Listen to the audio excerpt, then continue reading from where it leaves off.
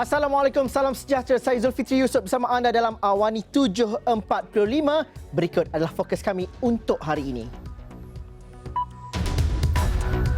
200 liter bekalan pertama vaksin Sinovac tiba dari Beijing. Agihan simpanan konvensional lebih 42 bilion ringgit, prestasi operasi keuangan KWSP kukuh. Rempuh kenderaan, 2 individu direman.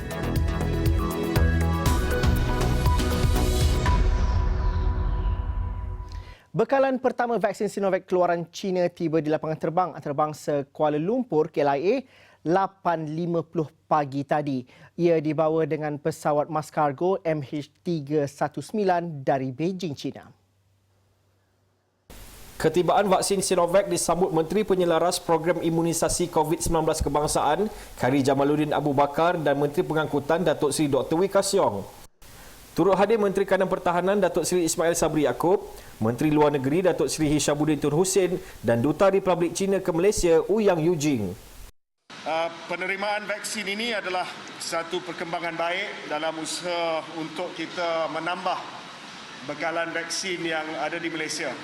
Seperti mana yang kita sedia tahu, kita meletakkan sasaran 80% penduduk di Malaysia diberikan vaksinasi COVID-19 dan salah satu daripada calon vaksin yang telah pun kita senaraikan adalah daripada pihak Sinovac. Sebanyak 200 liter vaksin dalam bentuk cecair secara pukal diterbangkan dari China ke Malaysia dengan penerbangan passenger to cargo P2C menggunakan pesawat Airbus 300. Cecair tersebut kemudian akan diproses, diisi dan dibungkuskan oleh Pharmaniaga Life Science Sdn Bhd PLS menjadi lebih 300,000 dos daripada 14 juta dos yang dijadualkan diterima Malaysia secara berperingkat. Pharmaniaga Berhad Pharmaniaga dalam satu kenyataan berkata, ketibaan Sinovac merupakan detik bersejarah bagi Malaysia dan syarikat berkenaan, terutamanya sebagai kilang vaksin pertama akan melaksanakan proses fill and finish di Malaysia. PLS menerima bekalan kelompok pertama vaksin Sinovac secara pukal bagi tujuan proses pengesah sahihan atau PV kerana ia merupakan sebahagian syarat permohonan pendaftaran oleh bahagian regulatori farmasi negara NPRA. Proses kelulusan vaksin Sinovac akan melalui 2 fasa. Pertama, kelulusan vaksin dan kedua, kelulusan untuk proses penghilangan di Pharmaniaga. Menteri Penyelaras Program Imunisasi COVID-19 Kebangsaan Khairi Jamaluddin berkata, bahagian regulatori farmasi negara NPRA akan meneliti 2 aspek tersebut sebelum sebarang keputusan dibuat. Ya, kita kena jelaskan bahawa ya memang betul vaksin Sinovac masih lagi dalam penilaian NPRA.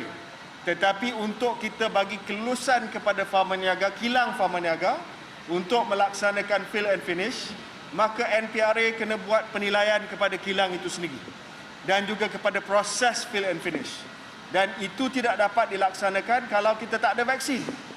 So they have to study the stability report, the manufacturing, penilaian manufacturing di Pharmaniaga, barulah NPRA boleh buat penilaian dan akan buat satu recommendation ataupun syur kepada pihak berkuasa kawalan dadah ataupun PBKD. Khairi juga minta jangan desak bahagian regulatori farmasi negara NPRA untuk segera meluluskan vaksin Sinovac yang tiba di Malaysia pada pagi tadi. Sebaliknya, Menteri Penyelaras Program Imunisasi COVID-19 Kebangsaan itu berkata, NPRA harus diberi ruang secukupnya untuk menjalankan tugas mereka. Jawapan saya jelas hari ini, saya tak tahu. Dan saya tak boleh tahu. Sebab NPRA buat kerja secara bebas dan berkecuali. Ya, saya tak boleh tanya NPRA bila nak lulus, saya tak boleh tanya pihak berkuasa kawalan dadah bila nak lulus. Jadi jawapan yang tepat dan menyenangkan hati rakyat adalah saya tak tahu. They must be allowed to do the work. Yeah, of course, we want them to approve safe vaccines as quickly as possible, but there's no shortcut. Jangan paksa NPRA untuk buat apa-apa keputusan ataupun desak mereka. They must be allowed to do their job. Baru rakyat Malaysia senang hati. Tidak ada apa-apa desakan, tidak ada apa-apa tekanan terhadap badan regulatory kita. Ya, that's very, very important. Hari ini juga Menteri Kanan Pendidikan Datuk Dr. Razi Chidin bersama 4 guru menerima suntikan vaksin COVID-19 jenis Pfizer-BioNTech di Pejabat Kesihatan Putrajaya. 4 guru tersebut merupakan antara 55,539 guru berisiko tinggi yang mendapat jangkitan COVID-19 yang tersenarai menerima suntikan vaksin dalam fasa pertama program imunisasi COVID-19 kebangsaan. Razi ketika ditemui pemberita selepas menerima suntikan vaksin itu turut menyeru rakyat khususnya lebih 500,000 guru di seluruh negara untuk segera mendaftarkan diri di aplikasi MySejahtera bagi mendapatkan suntikan vaksin. Beliau berkata sesi persekolahan secara bersemuka akan bermula Isnin ini dan suntikan vaksin tersebut adalah bagi memastikan keadaan selamat serta selesa untuk murid dan guru selain sesi persekolahan berjalan lancar. Razi berkata Kementerian Pendidikan akan memastikan semua prosedur operasi standard SOP yang telah ditetapkan dipatuhi di sekolah seluruh negara apabila sesi persekolahan bermula. Ditanya adakah kehadiran murid-murid di sekolah secara bersemuka diwajibkan, beliau berkata ibu bapa harus menulis surat kepada sekolah dengan dokumen sokongan untuk rekod jika tidak dapat menghantar anak-anak ke sekolah atas sebab tertentu seperti kesihatan.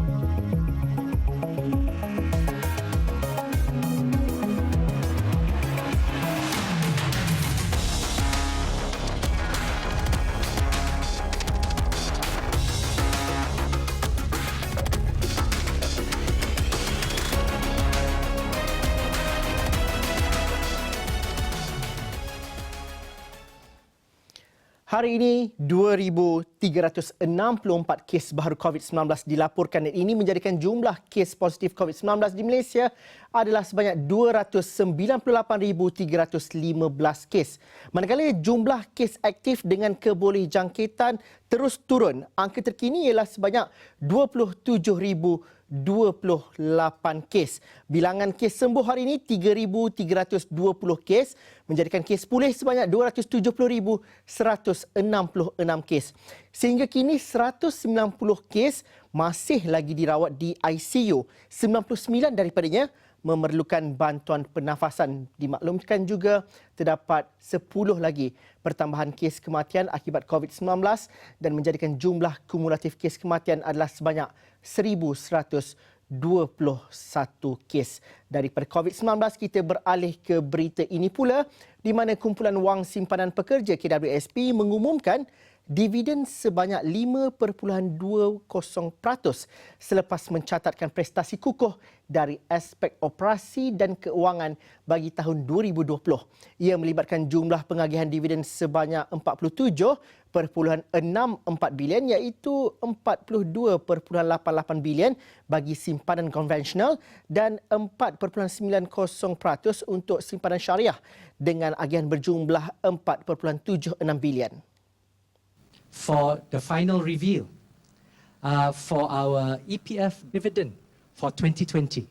For simpanan conventional, we are declaring 5.2% and for simpanan syariah at 4.9% with a payout of 42.88 billion and 4.76 billion respectively. So ladies and gentlemen, I hope that we have met and exceeded your expectations. That we have met our mandate, that we have managed to meet our members' needs for the present and also ensured that with the type of returns that we have shown, that you will have continued trust to put your faith and your money and your retirement future into EPF. Sebuah bas yang membawa pesakit COVID-19 remuk bahagian hadapan selepas merempuh Plaza Tol UPM Serdang pada Sabtu. Menurut Ketua Polis Daerah Sepang, Assistant Commissioner Wan Kamarul Azlan Wan Yusof berkata, ia berlaku kira-kira jam 1.45 petang tadi. Bas terbabit dikatakan dalam perjalanan dari Cangkat Jong, Perak ke Pusat Kuarantin dan Rawatan COVID-19 berisiko rendah PKRC di Taman Expo Pertanian Malaysia Maib, Serdang.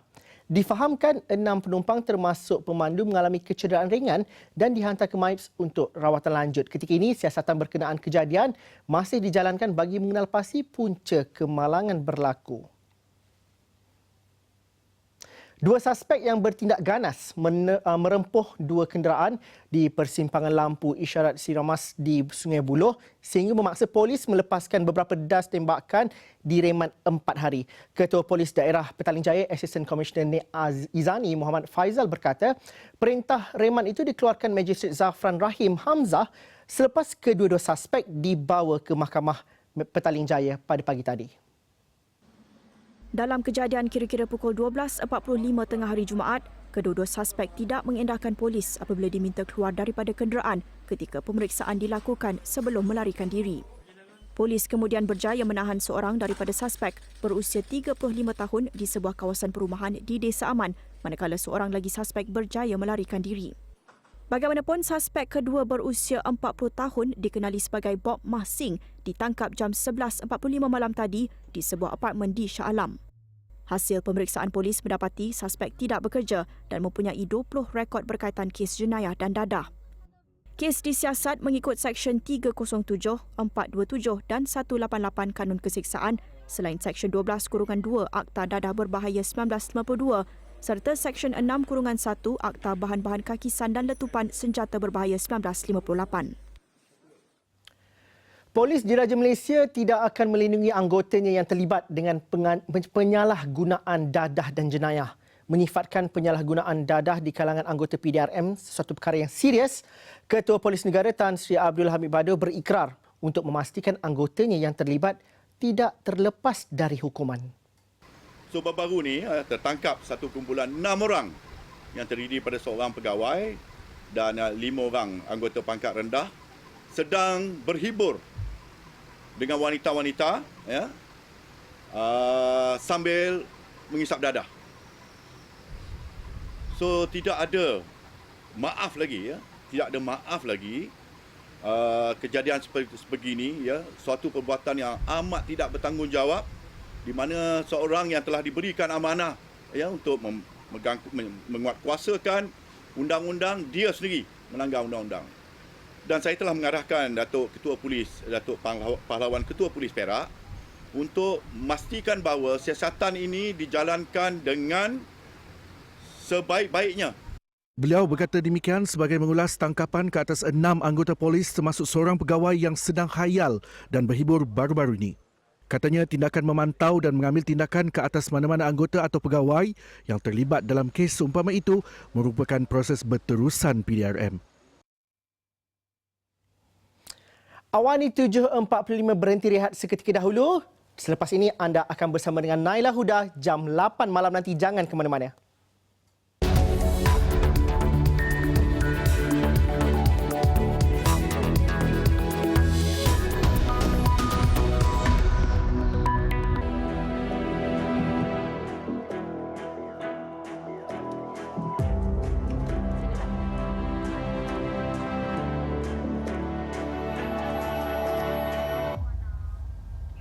Bekalan pertama vaksin Sinovac keluaran China tiba di KLIA pagi tadi. Ini merupakan vaksin COVID-19 kedua diterima negara selepas Pfizer-BioNTech Ahad lalu. Beberapa lagi jenis vaksin akan diterima negara dalam usaha melawan pandemik COVID-19. Namun, jangan sesekali kita leka, SOP tetap perlu dipatuhi. Saya Nala Huda dan ini tumpuan Awani 745. Kompaun RM10,000 hanya kepada kesalahan berulang pencetus penyebaran. Hampir 30% pencarum KWSP telah keluarkan simpanan persaraan. Aktiviti korek pasir jejaskan tebing sungai ancam keselamatan penduduk.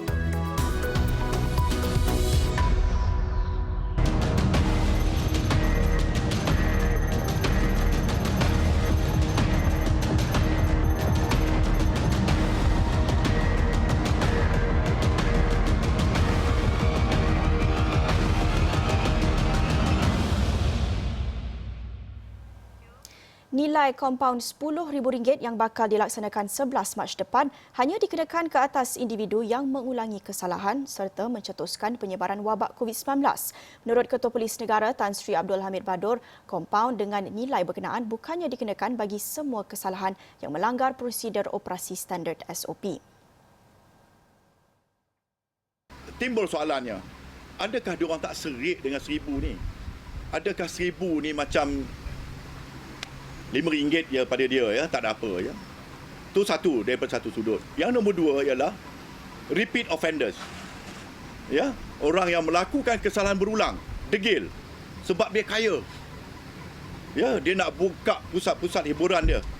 Sekali buka untuk 4-5 jam, keuntungan dia RM20-30 ribu. Apalah 1,000 ni. Buat lagi. Minggu depan buat lagi. Dan anak buah saya pun berapa ramai yang dah di-offer. Ya, untuk tutup mata, biarkan. Ini dadah banyak ni. Nak disebarkan. So inilah tujuannya. Yang orang-orang beginilah, pesalah-pesalah beginilah yang menjadi sasaran kepada keputusan untuk menaikkan 1,000 ke 10,000 ni tadi. The repeat offenders, orang yang degil sehingga menyebabkan berlakunya penularan akibat daripada perbuatan dia cross negeri. Macam kita dah bagi tahu dia tak boleh balik ke Kelantan. Sebab ni negeri ni PKP. Walaupun Kelantan PKPP atau PKPP, dia tak boleh balik. Dia curi-curi balik. Dan apabila dia balik, terkesan. Puncanya dialah yang membawa satu kluster baru. Orang ni lah yang akan kena 10,000. Bukan disasarkan kepada semua, tidak. Menurut beliau, pesalah juga diberi peluang untuk mengurangkan nilai kompaun daripada Kementerian Kesihatan. Kompaun itu juga bukan bersifat kejam dan dikenakan kepada semua individu yang melanggar SOP. Sebaliknya, hanya kepada golongan degil dan pihak polis juga mempunyai pertimbangan sebelum mengeluarkan kompaun.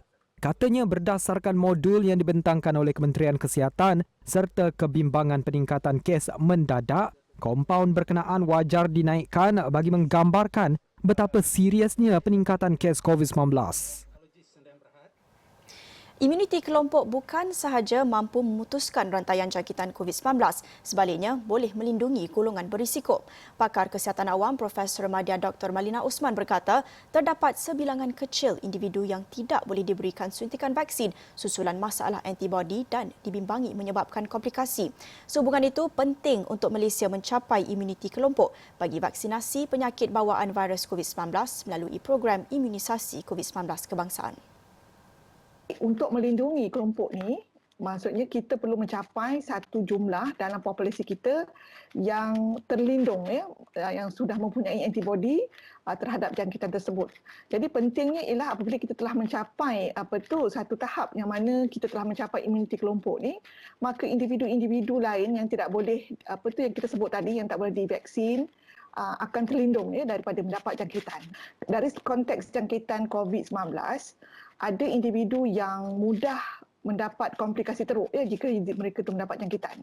Maksudnya bila mereka dapat jangkitan, mereka akan dapat komplikasi yang serius, dan kebanyakan mereka sebahagian besar daripada kematian dicatatkan dari kumpulan ini, ya. Jadi dari data-data saintifik kita dapati mereka yang berumur lebih 60 tahun, ada penyakit kronik, darah tinggi, kencing manis, sakit jantung dan sebagainya, ya.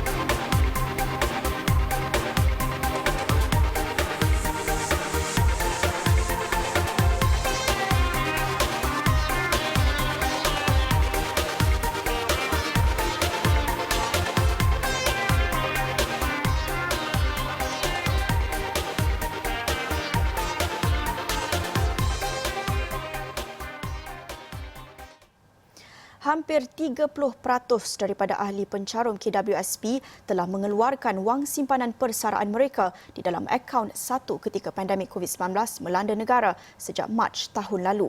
Situasi itu, menurut Ketua Pegawai Eksekutifnya Tunku Ali Zakri Alias, sebagai membimbangkan kerana ia adalah simpanan pencarum untuk hari tua mereka. we are showing that the members' balances are diminishing very alarmingly. We think that around 30% of our members may have already withdrawn almost all of their savings in account 1 because they have to leave a minimum of 100 ringgit. Yeah? So 30% have already nearly exhausted all of their retirement savings, and close to 60% have or will use up all of savings in account 2. Don't forget, ladies and gentlemen, account 2 is to be utilized for other forms of withdrawals like housing, medical, as well as education. Without account 2, our members will not be able to go and use some of their savings to invest in a roof over their head, to invest in upgrading their skills, and also to invest in their health. So we are actually very concerned about these numbers, but we will be doing a lot more activities to educate our members and come up with products and services to ensure that members will see that EPF is the place to put their retirement savings. Seketika nanti, sekolah dibuka semula 1 Mac. Ibu bapa sibuk buat persiapan.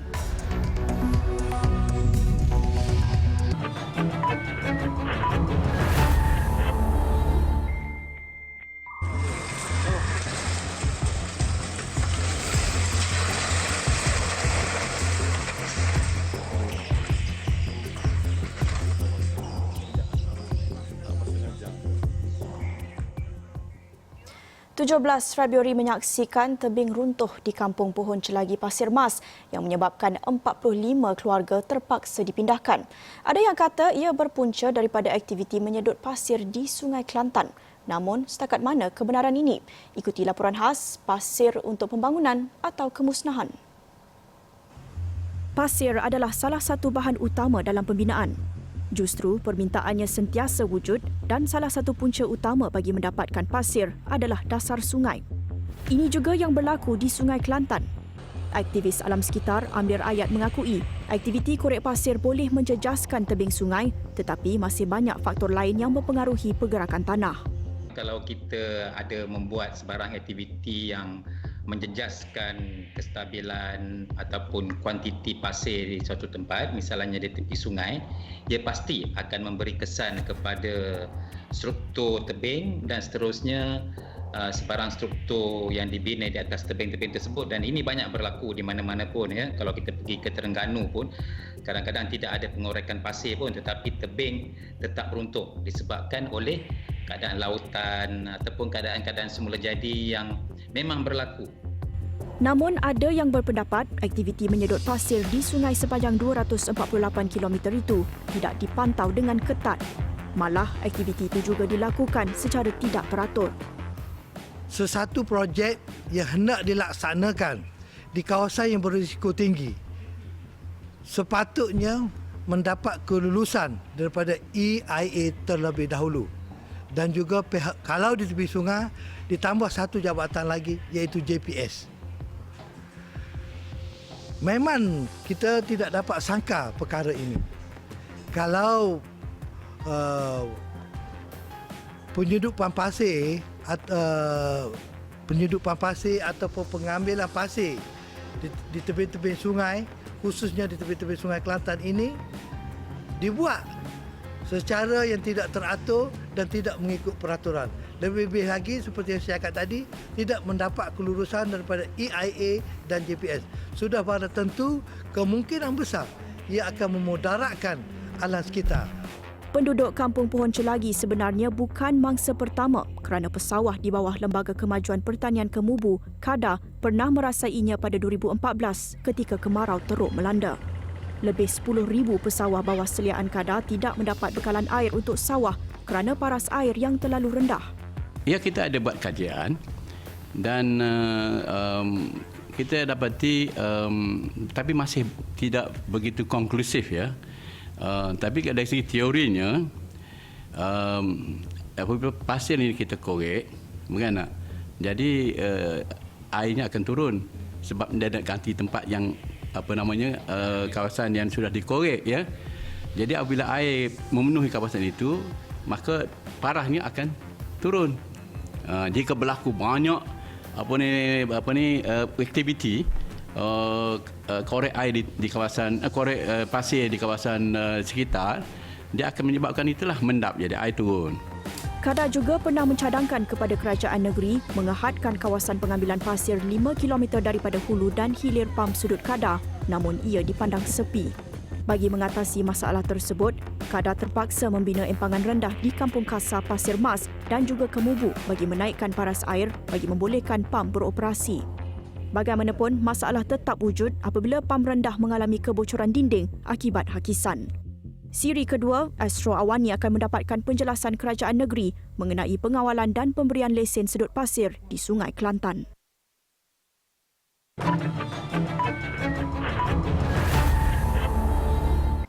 Berbaki 2 hari lagi sebelum sesi persekolahan dibuka semula, rata-rata ibu bapa sibuk membuat persiapan terakhir membeli kelengkapan untuk anak mereka.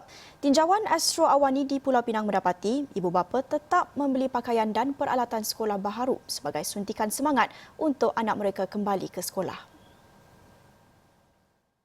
So sebagai ibu bapa, kita terharu dan bersemangat jugalah untuk membeli baju sekolah untuk anak-anak kita. So sekarang anak kita tahu yang kata alam persekolahan dia orang dah bermula pada hari Isnin ni lah, yang 1/3 tu.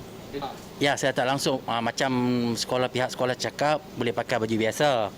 Tapi sebagai ibu bapa ni dengan beli uniform kepada anak-anak kita, sebenarnya anak kita tahu yang baju sekolah ni adalah untuk dipakai di sekolah saja, bukan untuk pakai baju biasa. So bagi saya memang kena beli sekolah untuk anak-anak lah. Pasal sekolah tu dia buka, and then boleh pakai baju sekolah tu sampai 26 je. And then lepas tu kena pakai baju juga. Better mai beli. Beli siap-siap senang. Itulah bimbang lah juga kan. Pasal mereka budak-budak sekolah senang nak jangkit. Itulah. Tapi dah buka sekolah, kena sekolah juga lah. Better lah pada mereka belajar kat rumah. Ada jugalah. Pasal saya suruh rumah. Duk tengok anak-anak lagi. Lepas tu dia lagi nak ajak sekolah lagi kan. Kadang-kadang kalau tak faham tu dia tanya cikgu jugalah. Seronok adalah juga rasa risau tapi seronoklah sebab asyik duduk rumah saja. Sementara itu, bagi pemilik kedai pakaian sekolah di Bayan Baru, Teh Jing Hong, pengumuman pembukaan sekolah Isnin depan memberi kelegaan kepada mereka yang sebelum ini terjejas akibat pandemik COVID-19 apabila perniagaan mereka tidak beroperasi. Sales pada MCO memang kita jatuh teruk lah. Pasalkan semua sekolah tak buka, memang kita message affected besar. Selepas menteri kita MKN announce sekolah dah dibenarkan buka, sales memang naik 100%. Kerajaan menetapkan pembukaan sekolah bermula 1 Mac ini untuk pelajar sekolah rendah iaitu prasekolah tahun 1 dan tahun 2. Bersedia untuk keseronokan aksi bola tempatan? Saksikan The Derby siaran langsung terus dari kaca TV anda. Percuma untuk semua pelanggan Sports Pack dan untuk pelanggan tanpa Sports Pack, senang sahaja. Pergi ke saluran 200 dan beli Astro Box Office Sport saluran 825 dan layan. Selepas ini, pelbagai inisiatif diperkenal kerajaan untuk bantu rakyat hadapi pandemik. Ingin dapatkan rambut lembut dan indah setiap hari? Rangkaian Tresemme Keratin Smooth dengan Keratin Bond Complex memberikan 5 manfaat kelembutan dalam satu cucian untuk rambut lembut bertaraf profesional. Tresemme Keratin Smooth dengan Keratin Bond Complex. As you embark on your next academic journey to university, there is a university in Malaysia where you can experience a world-class education without travelling overseas. Uniquely located at the heart of the amazing Sunway City, Sunway University offers a vibrant campus lifestyle that will enrich your educational experience and inspire your next achievement. A dynamic Malaysian university that fosters international collaborations and partnerships with some of the world's most renowned brands in education. Benefit from an enriching learning experience, powered by technology and empowered by our QS 5-star rated teaching. Let the new norm discover the new you and make 2021 the year that changed your life for good. Sunway University, truly a class above. 2021 tahun yang pastinya hebat untuk sukan. Penghargaan diberikan pada para pelanggan Sports Pack. peluang untuk memenangi pelbagai hadiah menarik daripada kami. Jawab satu soalan mudah di laman web Tertera.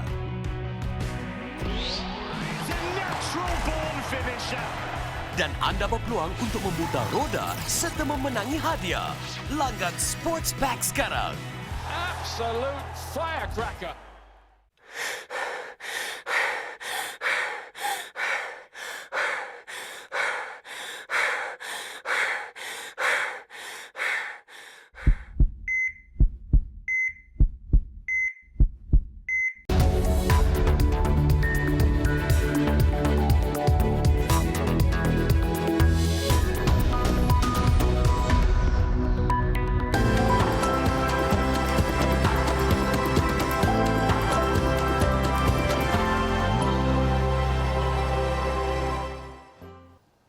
Kepimpinan Perdana Menteri Tan Sri Muhyiddin Yassin diuji ketika seluruh dunia termasuk Malaysia berhadapan pandemik COVID-19.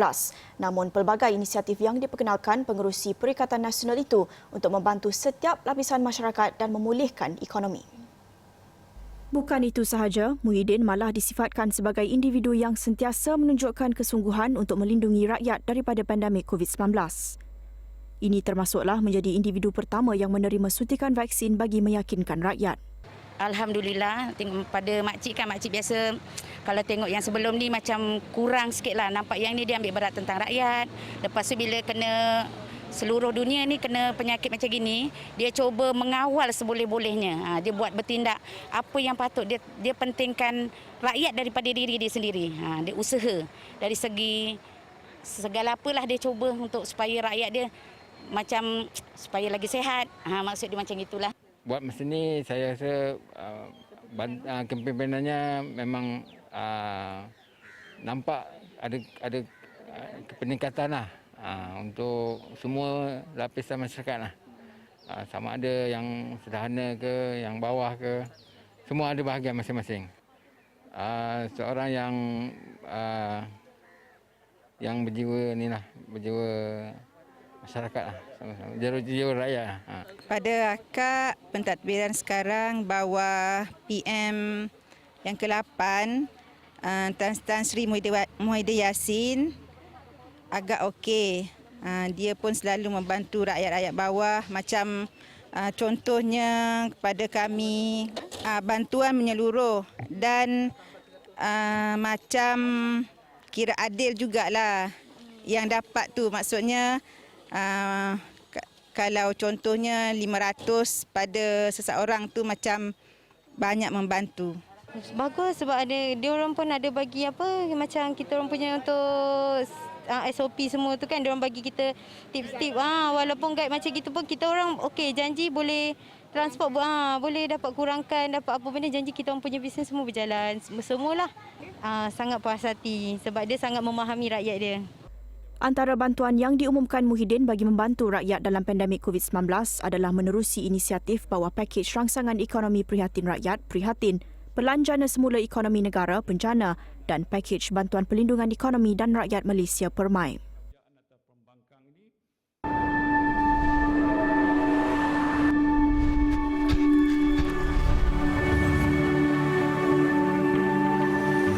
Saksikan Amanat Perdana Setahun Malaysia Prihatin oleh Yang Amat Berhormat Tan Sri Datuk Haji Muhyiddin bin Haji Muhammad Yassin, Perdana Menteri Malaysia pada 1 Mac 2021, 10 pagi. Saksikan secara langsung di saluran televisyen tempatan.